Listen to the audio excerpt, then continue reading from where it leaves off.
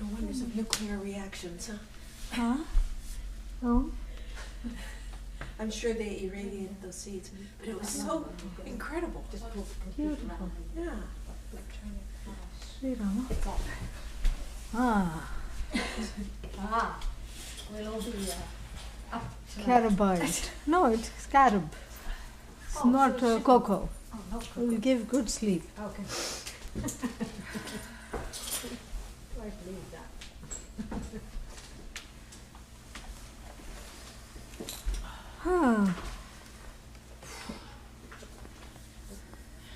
How would it be if we turned that light also on? Much lighter.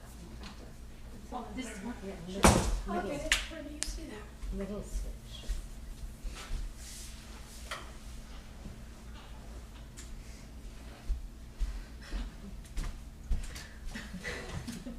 It's not useful. Kim etat?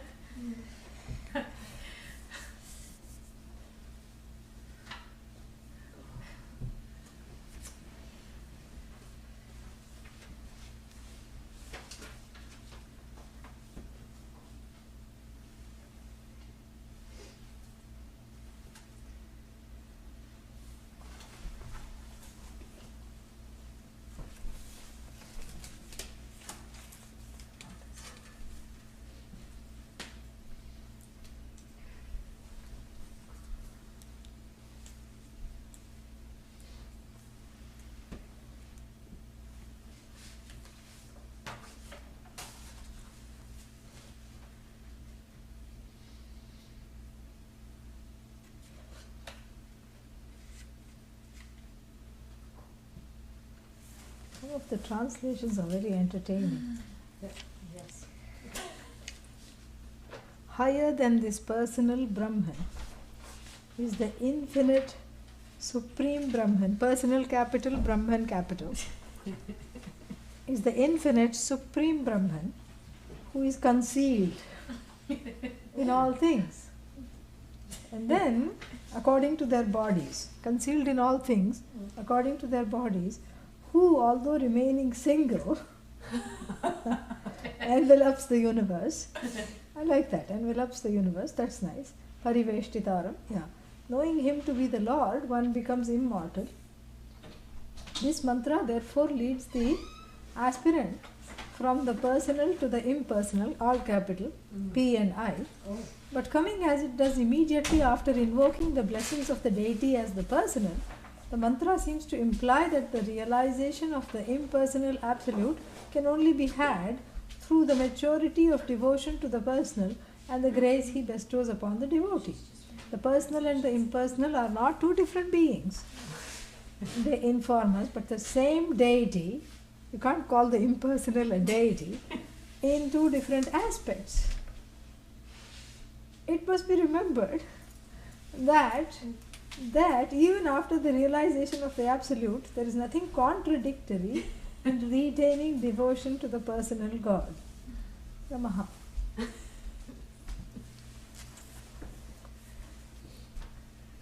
That's why we cannot read the Upanishads. Right? Yeah.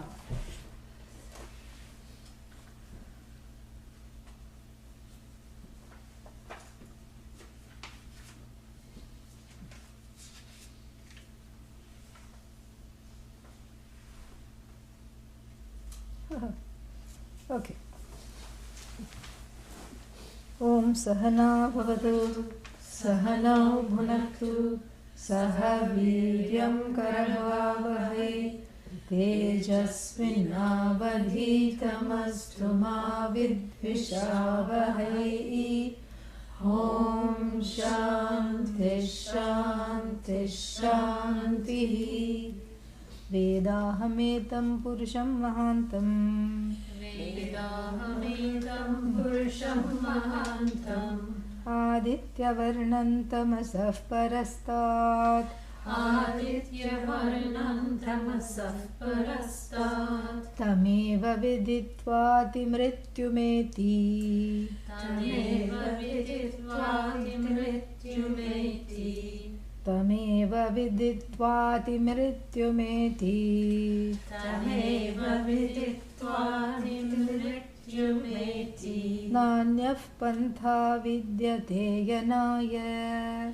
Nanyaf pantha vidyate yanaya. Nanyaf pantha vidyate yanaya. Nanyaf pantha vidyate yanaya. Very nice. Okay. So, we have seen the 3 lines, correct? Yes? Yes? No? Maybe? Okay. Yes. So, and what did the 3 lines say? It is the declaration of the Rishi. Which Rishi? In the Shvetashvatara Rishi, naturally. Yeah. So the Rishi in the Shvetashvatara, or the other bunch of Rishis that were with him, his friends, one of them may have said that, or he himself may have said that. There were 5 friends or 4 friends sitting and having a conversation in the beginning. But we will say it is Shvetashvatara Rishi, just like Trishanku said. What did he say? Aham vrikshasya reriva kirtif prishtangireriva. He also said, I am on the top of the world. That's basically what he said in the Taittiriya Upanishad. And here Shvetashvatara Rishi says, I know. And the first person, if I know, then that means this is something knowable. If it is knowable, it is communicable. If it is communicable, it is understandable. If it is understandable, it can be passed on to other generations.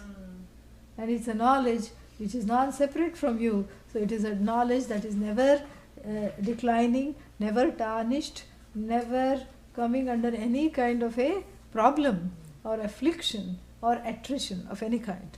So this I know is not just, he knows, so what should we do with it? Why should we have a party because someone knows? That too in the past, that babhuva kind of past. So, for him knowledge babhuva, big deal, in some remote past, this is what it is called, lit, remote past, meaning it happened a long, long time ago. So we encounter words like babhuva, from bhu, was, a long time ago. Uvacha, said, not yesterday or at 4 o'clock, but a long time ago, So knowledge happened for him, knowledge babhuva. So what? Jnanam babhuva for some person, some rishi, dead rishi, dead and gone. And why should I be concerned with this knowledge? What is it going to do to me? But that aham, when you read this, what are you saying? I know. That's the trick. That aham, how many ahams are there? Aham. Yeah, so there's only one aham. So that aham is this aham. So even here we are having a mahavakya, kind of, if not a mahavakya, full-fledged mahavakya, a fledgling mahavakya, which is basically very beautiful, which is basically saying that, when you read this, you have to say aham. And that aham rests in the meaning of the word I, which is only you.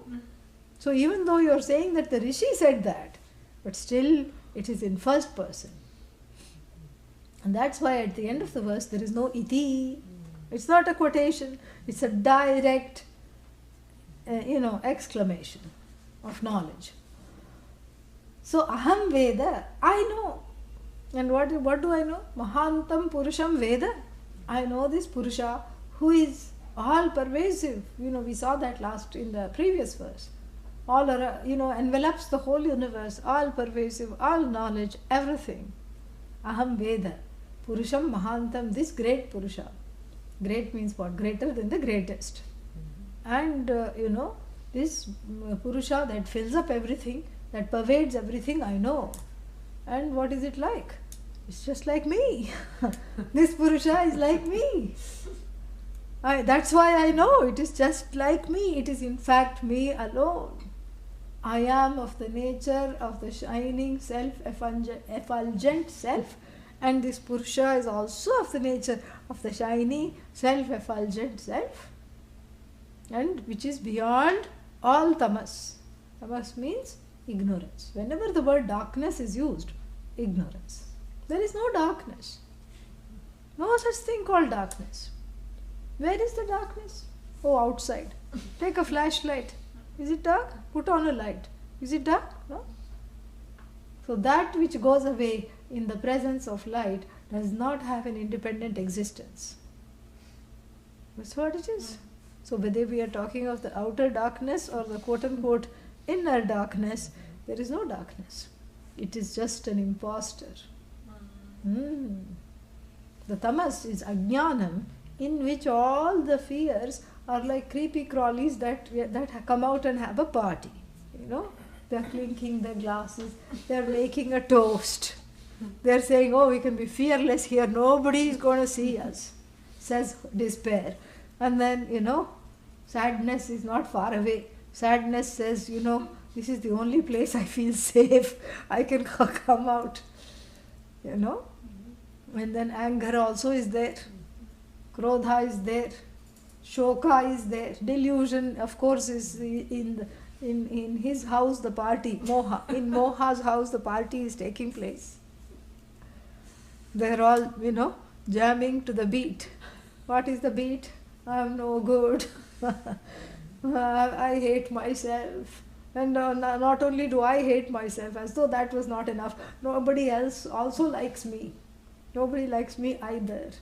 I can't do a single thing. I'm of no use. And day by day I'm growing older also. And you know, every day new grey hair, every day new wrinkle, every day one body part, major or minor, stops working. Is on strike. Sometimes it's on permanent holiday, not just a demonstration. It's not just staging a sit-in. It is on permanent holiday. And so, and the mind, of course, you know, best to say never mind to the mind, because it doesn't remember anything. And even if it manages to squeeze out a few recollections, they're all grudges from the past. Even when it ekes out a few recollections, it's all filled with just regrets and fears and, you know, resentment. This is what it is. And so this party is interrupted by this Vedaham, this Veda, this I know. When I say this whole Antakarna is lit up, not that it wasn't lit up before, it was lit up, but I didn't know. That darshan of that, it was, the Antakarna is always lit up. In fact, what upholds the sadness, the despair, the delusion and the anger? Brahman. This Purusha only upholds. So it's a sad Purusha. Sat Purusha, sad Purusha.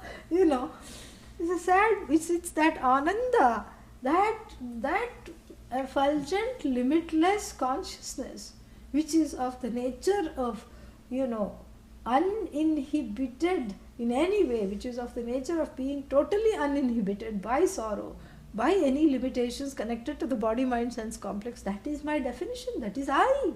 And this I is what? Is, you know, is already shining. In fact, it is the shining, you know, self-effulgent I that is upholding the sorrow. It's not that the sorrow is dragging the I around like a, you know, piece of whatever, you know, lint. No, sorrow is not dragging the I around. I is that light in which the sorrow is rooting itself and making itself feel comfortable, painting its walls, you know, a dark grey, and then sitting down, sitting down. So this I is in fact bigger. That's why Mahantam Purusham, this I that fills up everything, also sustains the sorrow. The sorrow is a lurking, you know, stowaway, a non-rent paying impostor that is ensconced in the Antakarna. It has to be evicted. It is evicted. In fact, it's afraid of the light. That's why it is sitting there. As long as there is ignorance, the party proliferates. Which party? Pity party. Yes. Pity party. And they are, you know, having a sad discussion, an angry discussion. And then what? Vedaham. I know. And they all scurry away. Unlike cockroaches, which do come back again because the darkness comes again, this darkness, once the ignorance goes, It cannot come back. Even in terms of the Vyavaharika, the everyday existence, same thing. You know, what is Ushnisha? Now you know. Turban, correct? Now you can't forget that. Even if you forget that, and I tell you it is turban, one more time, let us say, you will say, I knew, but I forgot. That means you cannot say, I don't know. Correct? Even with regard to the everyday things, you cannot say, I don't know what to talk about with regard to your own self. So once this knowledge of the Atma, is lit, quote unquote, lit up by the words of the Shastra, wielded by the, Guru Mukhat, by the teacher, what happens? The ignorance is burned away. Jnana Agni Sarva Karmani, along with that all the karmas are burned away. Bhaspasat Kurute Tada. Yes. Gone. And then what happens as a result of that being gone? Ati mrityumeti. Yeah. Yes, no death. No death. Crosses death. Mrityum atitya eti gacchati. So, crosses death. Crosses death. What is death? Sorrow. Misidentification is death. Death is also death. But then two kinds of death are being talked about. The death that one dies daily because of being captured, or what is that word for it? Strangled by one's own limitations, notions of limitations. Every day it's a death. Each time a wish is not fulfilled, it's death. Death, death, death, death, death. And then of course there is the other death of the body. That also, that is also not really death, really speaking. Why? Vapas aega, comes back with a vengeance. Yes. Jiva with a vengeance, vengeance, comes back. Yeah. And then what happens? And then, goes into another body. Why? Because has some agenda. And if the agenda, if the only agendum is that I did not finish studying self-knowledge last time and so I'm coming back, then the body that the person enters guaranteed will be a human body. Yeah. Because dogs cannot take class, they cannot. They may sit and listen, but they may go like this, That's all they'll do. But they cannot enjoy or understand or assimilate or even want this knowledge. So if the agendum is only that I haven't finished this teaching and I really want this knowledge, if that is the agendum, then it's okay. One is safe. But if that's not the agendum, there are other agenda like I want this, then after that I want that, then I want that and that and that. And then there is as many bodies waiting as there are karmas from, lives.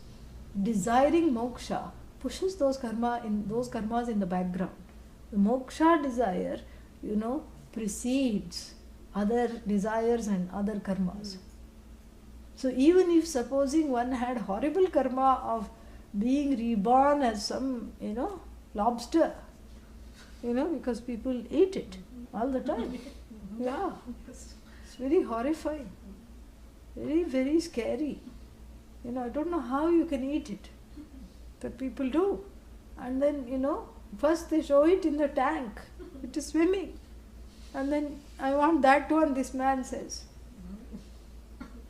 And then that one goes and, I don't know what they do, I don't want to know.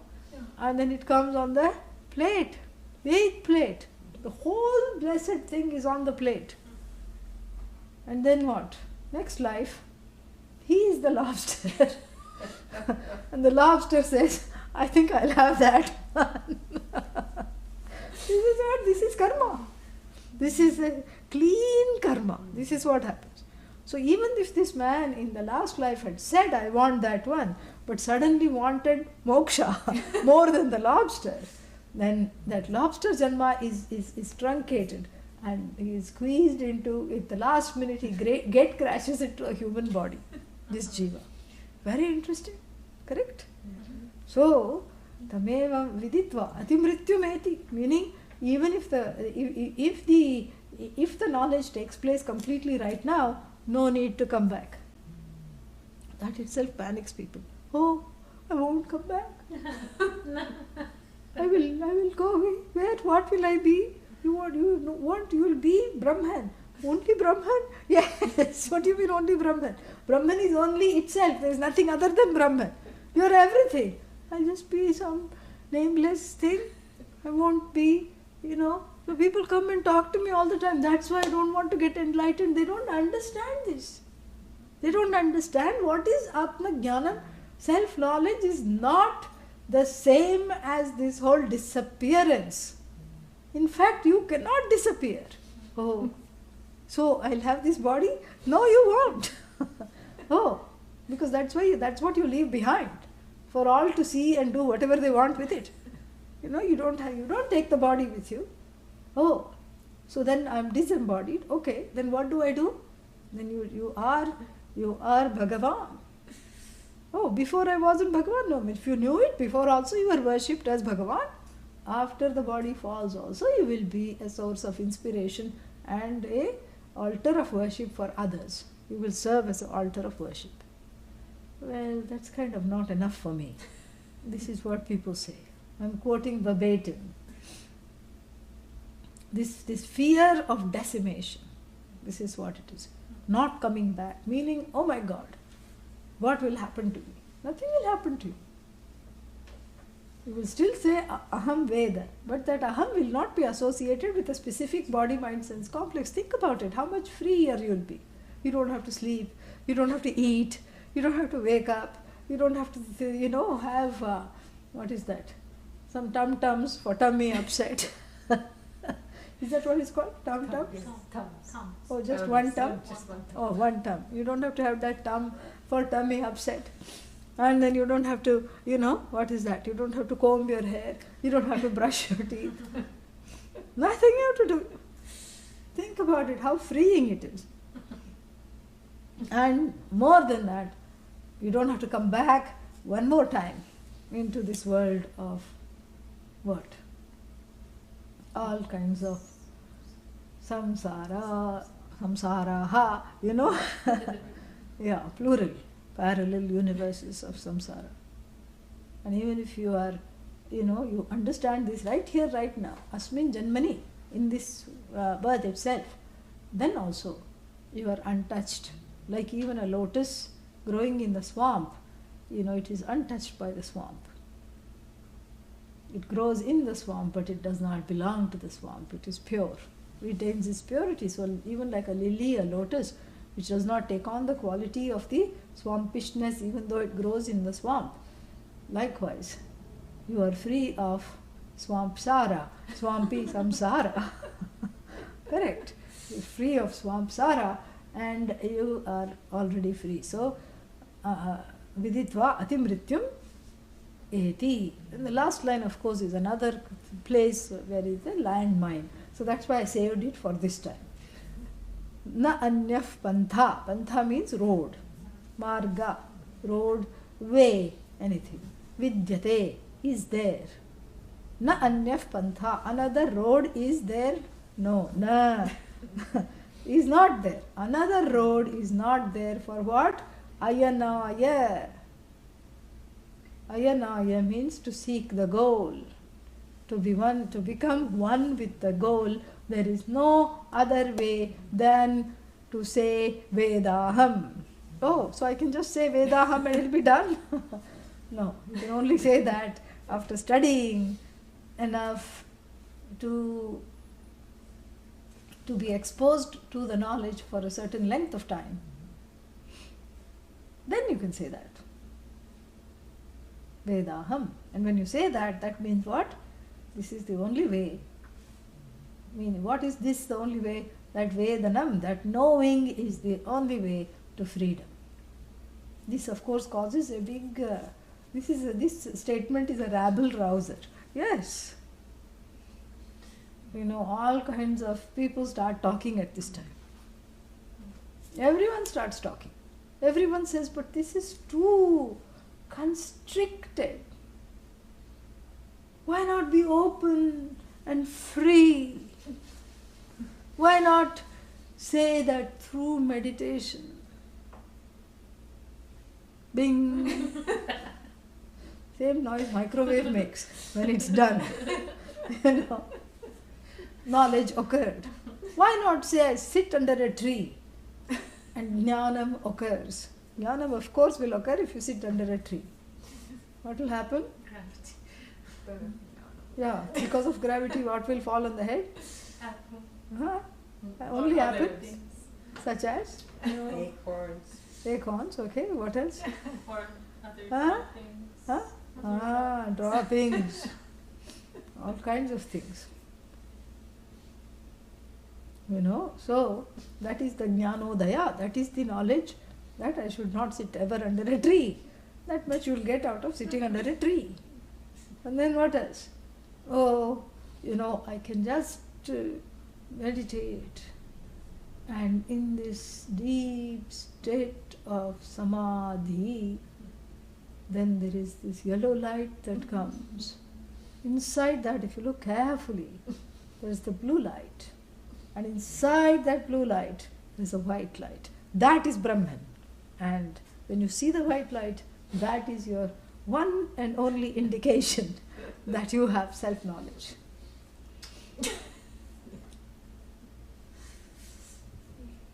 You know, it's just kind of disheartening to even go on after this.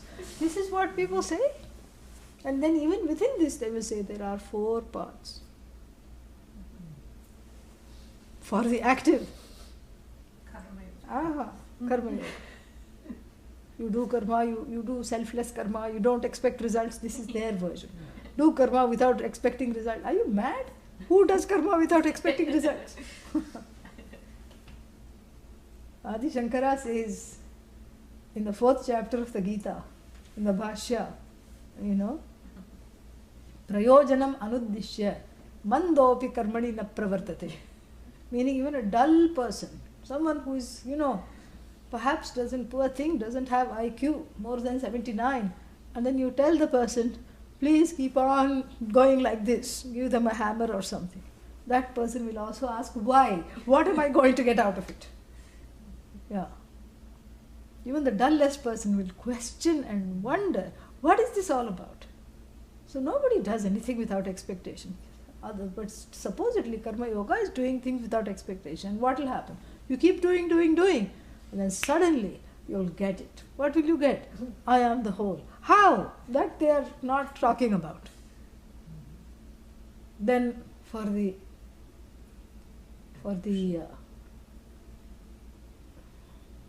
one that refuses to come out, the introvert. This is for the active and the extrovert. The other one is like a bud that refuses to bloom, introverted. Jnana yoga. You know, for the emotional who can't stop crying, Bhakti yoga. This is what they say.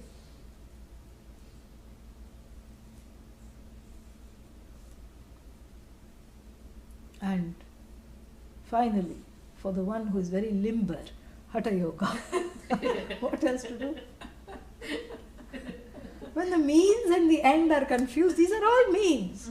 Means to clarify the heart, means to purify that inner space, so that whatever is being taught goes in. This is what it is. You know, all these paths, this is this path psychology. There are only 2 psychological paths, I told you. What are they? Sociopath, psychopath. There is no other path. Americans will say path, we say path. So, there are no paths. What path? You don't know that you are whole. How are you going to go? Which path are you going to take? This is not something that is oriented, you know, to action, because action can only produce the finite. You want the infinite. There is already a contradiction. So, no, I can meditate it out. In meditation, everything becomes one. Okay, in sleep also everything is one. Most of the time people who say I am in samadhi are actually sleeping. Many times. What's the difference between deep sleep and samadhi, nirvikalpa samadhi? In sleep there is sound, in nirvikalpa samadhi there is no sound. That's all. Nothing wrong with nirvikalpa samadhi. It's highly valued and it's wonderful. What happens? When you come out to that same samsara. You have to go back again into the non-samsara space. And then you come out and you confront the samsara, the same tears and fears follow as soon as you come out of the samadhi. So in other words, it's an experience. Karma is also an experience because it's dependent upon the doer. Samadhi is also action, it's a mental action. Okay, nirvikalpa may not be an action, but still, in a way, what has happened here, which an experience having had which you still want to know, why did this happen? What do I get out of this? So every experience is incumbent upon what? Knowledge. You want to know what the meaning of this experience is. We are not shy of experiences. We are having experiences all the time. Whenever the wanting person subsides, there is happiness. Whenever the sad person subsides, sad person is a longing person. That's all it is. Whenever the sad person subsides, there is happiness. Whenever there is an angry person that subsides within oneself, there is happiness. Which goes to show that the happiness is what is invariable. The anger, the sorrow, the fear are all overlaid on this happiness. This happiness is called Ananda. That's all it is. So every experience points to that. I'm not shy of experiences. I'm having experiences all the time. We are not trying to avoid experiences. We are trying to understand the content of the experience as the truth of myself. That's what we are trying to do here. So if I don't know, and if the cause of the problem, the cause of every situation in my life is because I don't know, it's not going to help if I run a marathon or if I just sit in meditation. M&M, marathon and meditation. So it's not going to help. How is it going to help? It cannot. So therefore, I need to understand the truth of myself, because the problem is one of insecurity, non-self-acceptance, self-judgment, fear, sorrow as a result of all this. And so where does this insecurity, judgment, self-judgment and non-acceptance of oneself, where does it come from? When the self is eminently acceptable, when it pervades everything, when it's the only thing there is, where does this comparison, where does this criticism, where does this fear, where does this non-acceptance and non-tolerance of myself come from? Na Veda. Yeah, aham na Veda. I don't know my own glory. So therefore, how are you going to know what you don't know? You have to study. You have to be exposed. How does knowledge take place? Knowledge takes place in two ways, and two ways only. Something comes to light in two ways. Which are those ways? I need a means of knowledge, which is called pramana. Siddha means comes to know. So something is either pramana siddha, means what? It is established, siddha established by a means of knowledge, or it is Svatasiddha. What is Svatasiddha? Established by itself. So that's what Svatasiddha means, self-revealing, self-effulgent, self-evident. And the Pramana Siddha is all the objects, everything that we say Anatma, Pramana Siddha, Atma, Svatasiddha. Svatasiddha means it is evident to itself. So two ways only something can come to know. We can come to know something. Either it should reveal itself, like the Atma does. That's why there is no, doubt. Or there should not be any doubt. If I ask the question, are you here? Right? Is there a doubt? No, there used to be. But now no more. We have gone beyond that. Even now when I go to a new place and I ask the question for about 2 minutes, they will just sit. But by the time I go there next time, everybody knows, So, because nobody has thought about it in this way. Nobody has even, given that thought.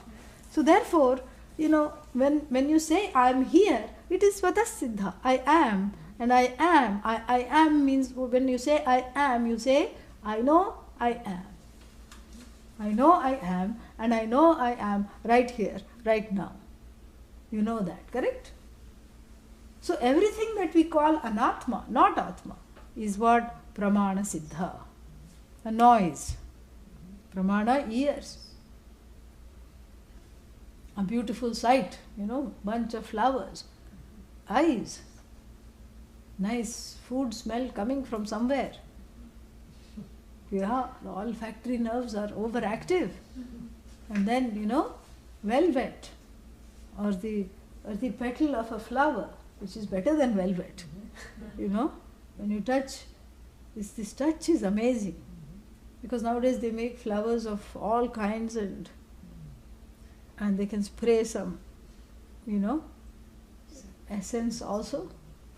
So looking you can't tell, smelling also you can't tell, but the touch immediately. The other one is no matter how soft and how quote-unquote genuine TM they make it, this one, this is Ishvara. When you touch this, you know you are in touch with Ishvara.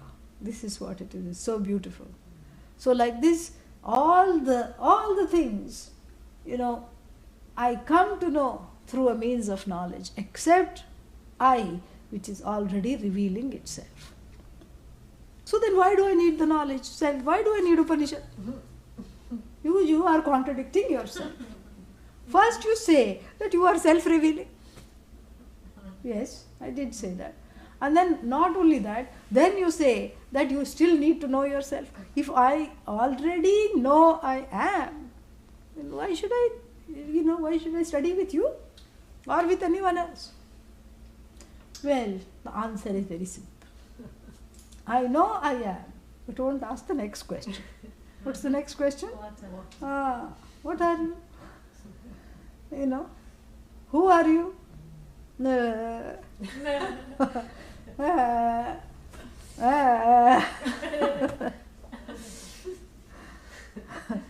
Or I'm the one that is wanting to go to heaven.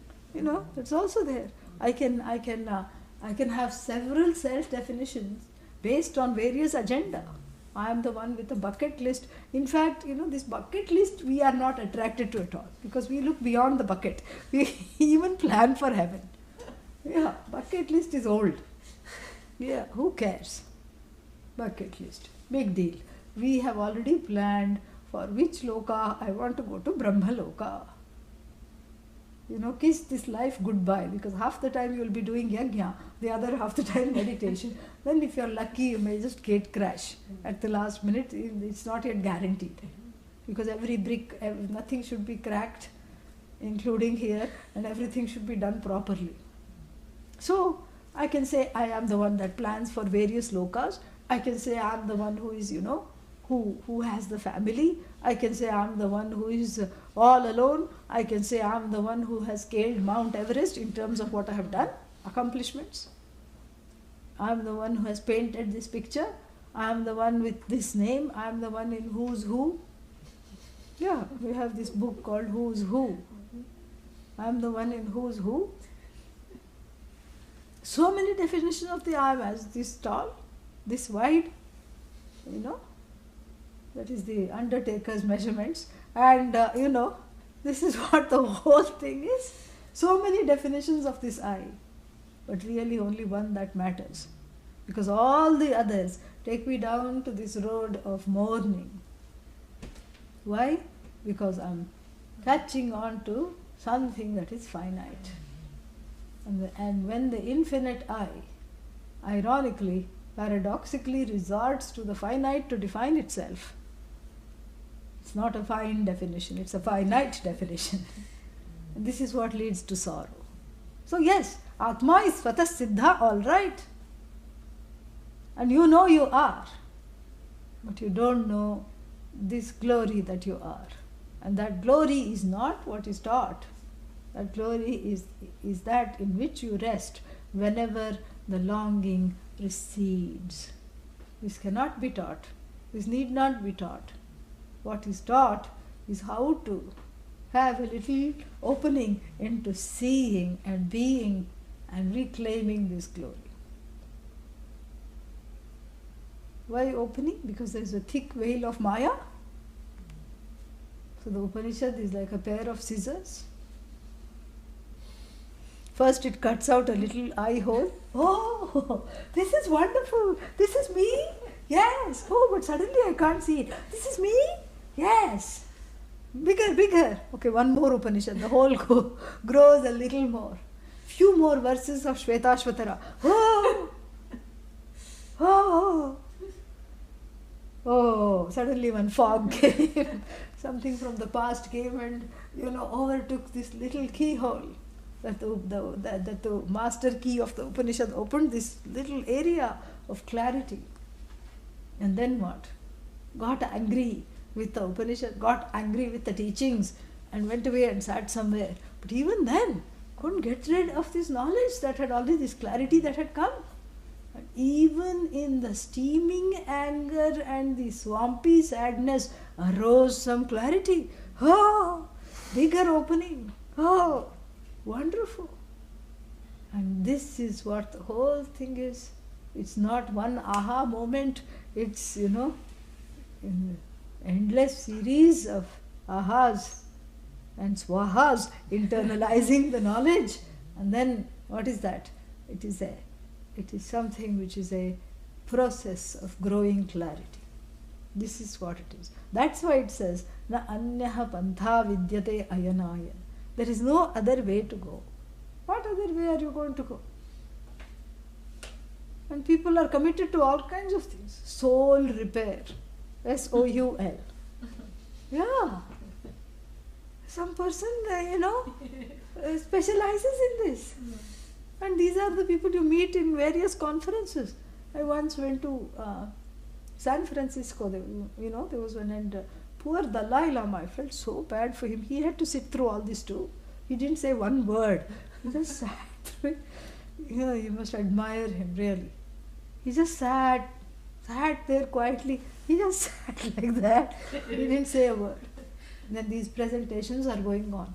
And one woman stands up and says, I do soul, not repair. Repair was a word later. Soul regression. Retrieval. Huh? Retrieval, correct, thank you. Not regression. Retrieval, yes. Meaning the Atma. Soul means Atma. At least that's what I thought. Atma has gone away somewhere. Like a bad dog. And has run away. And then you hire this woman. Maybe she has an Atma whistle, dog whistle. And she whistles the Atma back and then pounds it inside you. And then she was talking about her experiences, and she said that she did find one person's soul and it was tattered. And so she took some diamond needle, Vajra Suchi Upanishad, and there is one Upanishad called Diamond Needle Upanishad. See, this is all half-baked knowledge. They take all this, and she says, I'm going to sew this with a diamond needle. It's going to hurt a little bit, but I'm going to put a little... All this is happening in thin air. And she's sewing the soul, and then she's putting it back into this person. And she's talking about it as a case history. Like even the doctors, some, surgeons and all these people talk about complicated cases of actually, of course, that is also mithya, but this is mithya within mithya. This is total pratibhasikam. This is total just one's own imagination. There is no basis. You just have to have Shraddha when you go to all these soul repairers, and and they say we are the soul, S-O-L-E, nobody else is there, you have to come to us. And very frightening. And then the person feels good, maybe it's the placebo effect, I don't know, or maybe they have some skills to calm you down, I don't know what they do. Maybe they have some blessing by Bhagavan to make the person calm for some time. After that, what happens? Again it happens. And they will say, here is my card, come back again. And then these medium channelers, yeah. And why they want to be a medium? For some disembodied entity, which is a longing entity, that's why it is disembodied, and wants to, even if that's possible, Actually, really speaking, two jivas can never sit in one body at the same time. It's just logically impossible. Two jivas cannot occupy the same body at the same time. Logically impossible, okay? Yeah. And then even if that were possible, let us just, what should I say? Keep the brain cells somewhere else, and then just listen to this. Let's say if it was possible, then what would happen? How would yours get back? Yeah, how will you get back? If the other one says, I like your body, I'm not going. Where will you, how will you, So all your likes and dislikes will change because this entity wants to smoke cigars. What are you going to do?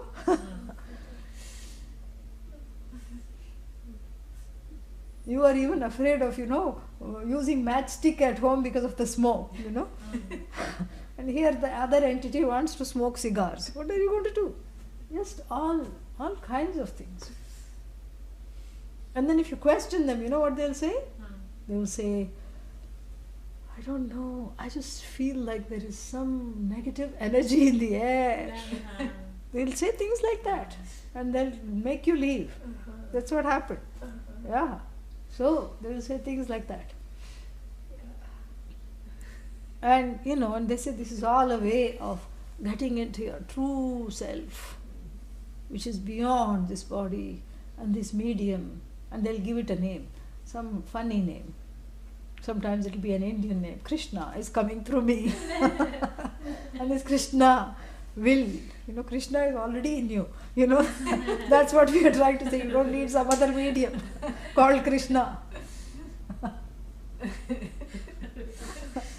You don't need to be you don't need to some other entity.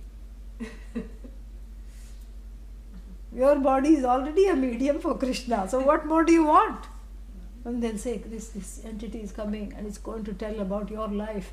And your life you are enlightened. You don't need anything else. And then, somebody is getting rich off of this, that's all. And then what, you go home, little more wiser to not go back into these seances again. This is what it is. And so all these ways that we find, these are all the new Purva Pakshas. I'm not saying that, they are not helpful. They may be helpful. They may be psychologically helpful, and anything that is psychologically helpful, I'm for it. But they cannot replace the knowledge. How can they? How can it? So we have to see the main thing is to have this Nishchayatmika Buddhi. To have a Buddhi that knows what it wants and understands the truth of self-ignorance, and how that self-ignorance, the antidote for this is self-knowledge. This is the understanding that one has to have. And so therefore, it cannot be intuited because it's not a thing other than you. It's not an object. The soul doesn't need to be retrieved because it was never lost. See, this is where we go. These are people who chase the butterflies of mithya. You're alienated, yes, I know. Yes, because your soul has gone away to China. I'll have to go to Shanghai to get it back for you. This is, this may help psychologically, fine. But anything that helps psychologically makes one ready for the knowledge. It's okay. But it cannot replace the knowledge. The knowledge has to come from a means of knowledge, and here the means of knowledge are the words of the Upanishad, handled properly in proper hands. What are the proper hands? The person who has themselves been taught by their teacher. Properly taught person, that's all you want. Never go to someone who says, I got the knowledge all by myself. That's dangerous. Because that's not true. Even the saints like Kabir and Mirabai says that, they talk about gurus.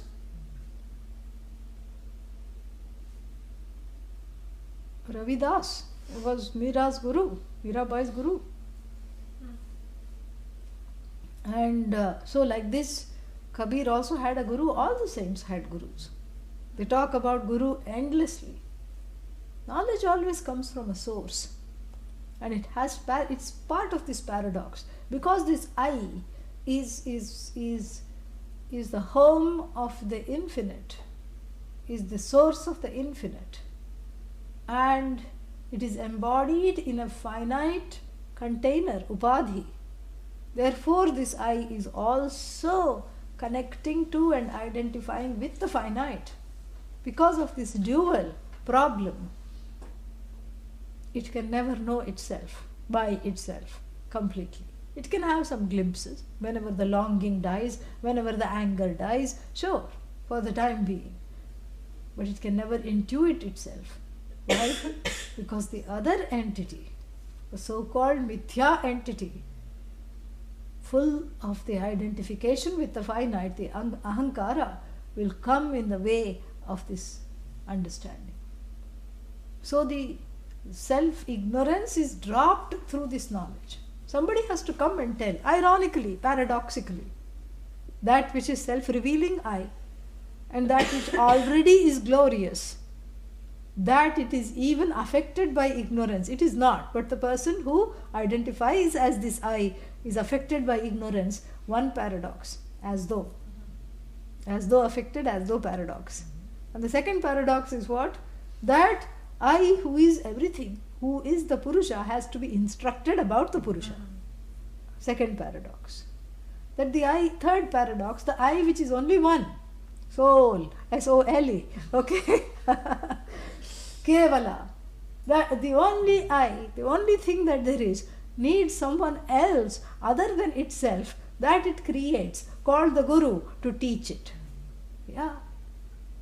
Guru is created by the mumukshu's desire, the jignasu's desire brings forth the Guru. That's what it is. So you create the teacher for your own entertainment and knowledge. That's what it is. So really, who is this teacher? It's you. You are the teacher, you are the student, but the teacher has to be quote unquote as though other than you for a time period until this knowledge is completely internalized. Paradox. This is the final paradox. Very fascinating. So this is such an ingenious method. It cannot but work. And work it has for the last 10,000 years. So why go somewhere else trying to look for a new way when there isn't one, and when this has worked very well? Don't fix what is not broken. So na anyaha pantha vidyate aganaya, because you are the goal, you are the way, you are the means. So this is the problem, So therefore you come, the I that is identified with the body, mind, sense complex comes in the way of knowing the I that is all pervasive. So the first Purusha, the one who is caught in the city, is the one who comes in the way of knowing the second Purusha, Sarvan Purayati. So therefore the teaching, the Shastra, the teacher, the whole situation is needed. So this so-called duality, it doesn't matter. This duality, on, when was it? After the Gita class or something, we were discussing this. After Mundakopanishad, we were discussing this whole question of transference, and one question came up like, this duality is there between the teacher and the student, and the student is always thinking the teacher is different or something like that. That is itself a duality, but that is an objective duality. But that is not as harmful as the subjective duality. The subjective duality, that there is an adult and there is a baby, both of them. Baby means the first Purusha sleeping in the city. The adult is the one who is wanting this knowledge. So that is that multiple personality inside of various things wanting various, various entities wanting various things. This is the problem. This is what has to be addressed. The outer duality, you did not create it. It is there, and it resolves, but even after it resolves, you cannot say that this is no longer the teacher. The teacher will still remain the teacher, Maybe the attitude of, the attitude of Shraddha and Bhakti will not go. Maybe the mental projections connected to the teacher fall away. Maybe what? They will fall away. So that is what will change. So it's just like, this is what is called jnanadhyasa. It is a superimposition that is resolved through knowledge. So therefore, the duality need not be removed because it is not harmful. This is not a harmful duality. Just like sunset. Is there sun that is setting? No. Where is the sun? Sun is fixed. Earth is going round, giving the apparition, the appearance that the sun has set. And it has hit the water and gone fizzled into the water. With a little imagination, you can think that. The sun has gone into the Pacific Ocean. You see that? And then what? You say the sun has set.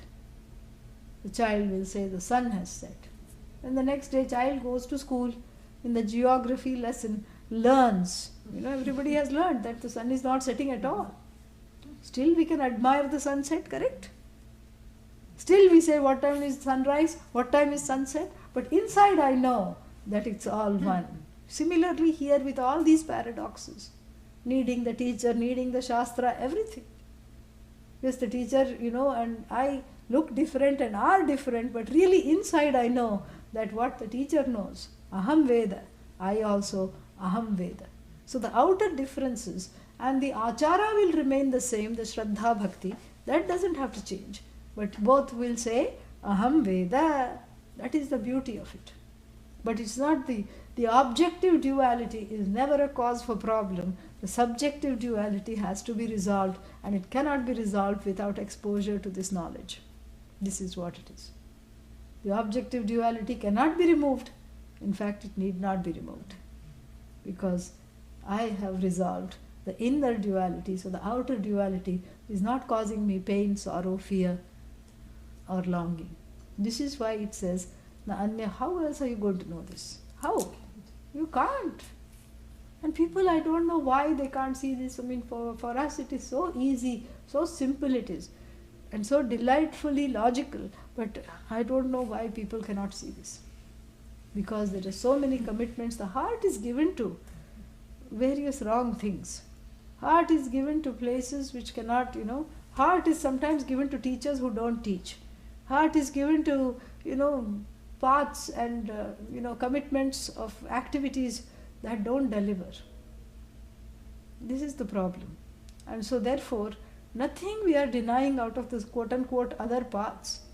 Bhakti, without bhakti there is no knowledge. Without yoga there is no knowledge. Without, anything, there is no knowledge. All these are preparations to know that which is already a fact, a svatasiddha, a self-established fact. So therefore he says, na anyah pantha vidyate ayanaya. For the, ayanaya means for becoming one with, for gaining the goal. What is the goal? I. Yeah. And who is the way? What is the way? I am the goal, I am the way. And how are you going to know this? Therefore the I, as though splits into teacher and student, and the teacher teaches the student. There is only one I. Yasmat paranna paramasti kinchit. Yasmat paranna paramasti kinchit. Yasmannaniyo najyayosti kaschit. Yasmannaniyo najyayosti kaschit. Vriksha iva stabdo divitishthtyekah. Vriksha iva stabdo divitishthtyekah. Ekah. Let us split it there, okay? Yeah. Vriksha iva stabdo divitishthtyekah. Vriksha iva stabdo divitishthtyekah. Divitishthtyekah. Divitishthtyekah. Tenedam purnam purushena sarvam. Tenedam purnam purushena sarvam. Sounds familiar, huh? Yes, it does. Yeah. Which Upanishad? Kathopanishad? No. Mundakopanishad? Kind Kaivalya Upanishad? Bhagavad Gita? Bhagavad Gita? Vivek Chudamani. 15th chapter. Oh, wait just a second.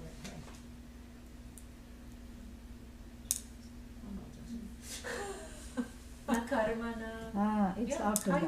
It's not in Kaivalya, but when we chant Nakarmana, before that we chant this. Yeah, good. Yeah, so that is where it is. It's from the Veda, probably from Rig Veda, I think. So, Rig Veda, I think we'll have to see where it is from. But it is chanted. It might be even from this Upanishad itself, but I think it occurs elsewhere as well. Huh? Narayana Upanishad, we'll have to see. Please see and let me know. So, that is, that is what the whole thing is. Yasmat means from whom, other than whom, param na asti, na param asti yasmat. Greater than that isn't there. Greater than this is not there. Greater than which is not there. Na aparam asti kinchit yasmat. Same from that yasmat, from which there is nothing other than itself. So param here means, we are just seeing the definition, okay? Param here means higher, bigger, better, greater. Aparam means other than itself, it is not there. There is nothing bigger than it, greater than it, there is nothing other than itself. Yasmat na aniyah na jyayah asti kaschit. Aniyah means smaller than it is not there. Smaller than that is not there. Jyayah means bigger than that is not there either. So there is nothing bigger. It is bigger than the biggest. In other words, that which we are talking about, it's smaller than the smallest. Anoho aniyan mahato mahiyan. Stabdaha. Stabdaha means still. Stabdi. Bhutaha. Stabdaha. Very, very, very still, quiet, immovable, like even vrikshaha iva. Like even what? A tree. On a windless day. We have to say all this. We have to imagine. Otherwise, we can't, this will not hold true. Like a big oak tree. In Charleston, where I was, they had these huge 1,000-year-old live oaks. Huge. Immovable, really. Even 5 people around, you could not hug it. It's that big. You can't encircle it fully. And so immovable, like even a tree. That's where the example stops. Don't go further than that, Yeah. Divi tishtati. Tishtati means like even a tree that is immovable, it stays. Where? Rooted. That's what the example is. It stays rooted. That's why the tree is given. Rooted where? Divi. In its own glory. It's rooted in its own glory. Doesn't have to go anywhere. It is enjoying its own glory. It is immovable from its own glory. That's why the tree example is given. Although it's a cliche to say rooted in its own glory, but that's what it's trying to say here. Established. If you don't like the word rooted, established in its own glory. Immovable in its own glory, cannot be moved even a little bit here or there from its own glory. Even if supposing someone calls it, of course there is no one else to call it that, but if supposing someone were to come and say, you are inglorious, it would not even falter for a second even to entertain that thought, because it is always resting in its own glory, rooted in its own glory, self-referenced in its own glory, enjoying its own glory, well established in its own glory. Divi tishtati. What tishtati? Ekaha. How many things are enjoying their glory? Ekaha.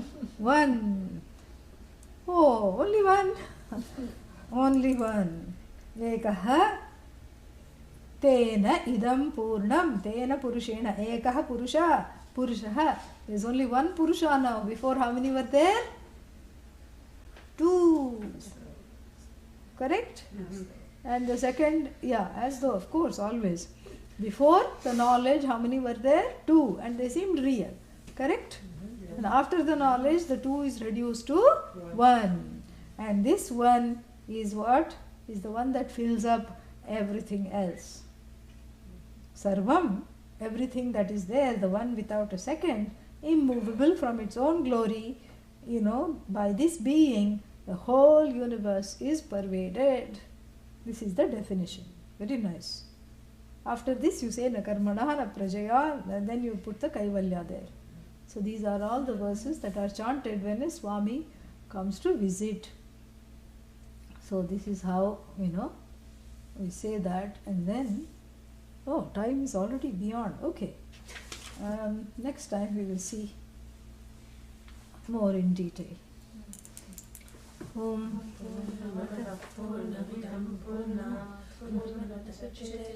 Purnasya Purnamadaya Purnamevavashishyate. Om Shanti Shanti Shanti. Hari Om. Shri Gurubhyo Namaha. Hari Om. Questions? Brahmagiri and Viv both same. Namaste and Om. Who? Vivian? Viv and Viv Vivian is and here Brahmagiri. also. What is the objective reality of ignorance? Very nice question. I don't know where it went. It was just here. What is the objective reality of ignorance? Vyavaharika or pratibhasika? Well, that's a very good thing. If it was pratibhasika, then, it would just be a personal thing, correct? Yeah. So it has, you can, there is a discussion about this even in the Brahma Sutra and some other places in the commentaries. So you can say it is Vyavaharikam, but Vyavaharikam means what? Transactional reality, in the sense that, it has a finite existence. In Vyavaharika, everything is finite. Ignorance is also finite. It is beginningless, but it comes to an end. And so, really speaking, this is not a classification which we can even put for ignorance, because it is not really there. Ultimately, it's not there because it was spirited away. Correct? So, what was spirited away is not really there. Correct? So, you cannot say that is pratibhasikam, because pratibhasikam means mithya within mithya. So, therefore, you cannot, this particular, vyavaharika, paramarthika, pratibhasika doesn't quite work for ignorance, because that is why it is so sly, because it cannot be categorized as either existent or non-existent.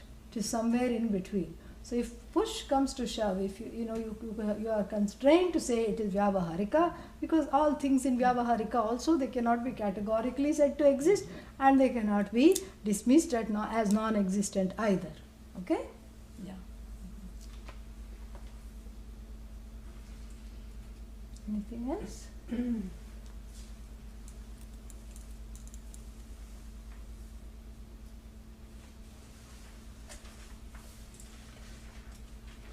Okay.